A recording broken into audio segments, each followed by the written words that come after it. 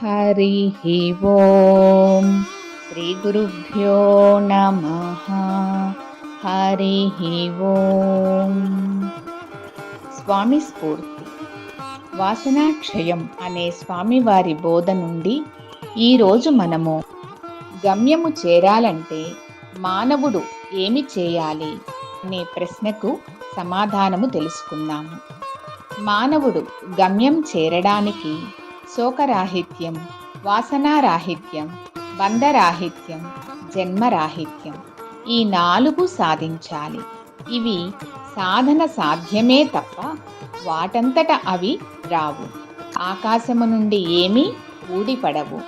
ఇవి వివేకముతో సాధించవలసినవే తప్ప వేరే మార్గము లేదు. ఏడవకుండా జీవించాలి అంటే వివేకము కావాలి. వివేకముతో జీవిస్తే దుఃఖము రాదు. అవివేకం వలన దుఃఖము వస్తుంది. ఏదైనా ఒకటి పొందలేకపోయినప్పుడు అవివేకం వలన దుఃఖము వస్తుంది. అది బలపడింది, వాసన అవుతుంది. పొందలేకపోయాను అనే వాసన ఏర్పడుతుంది. వివేకము కూడా వాసనే. కానీ మోక్షము పొందాలి అనే వివేకము వలన మిగిలినవన్నీ పోతాయి. కాబట్టి వివేకముతో మోక్షము అనే దానిని పట్టుకోమని పారమార్థిక విద్య చెబుతుంది. బయట ఒక వస్త్రాన్ని ఆరేశాము అనుకోండి, దానికి చిన్న చిన్న ముళ్ళులు అంటుకున్నాయి. అప్పుడు ఏమి చేస్తాము?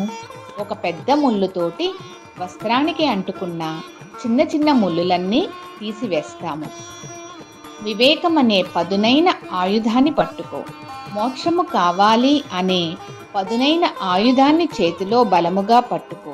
చిన్న చిన్న ముళ్ళులన్నీ తీసివేశాక పెద్ద ముళ్ళు ఏమి చేస్తాము? అవసరం లేదని పారేస్తాము. అదే మోక్ష సన్యాసము.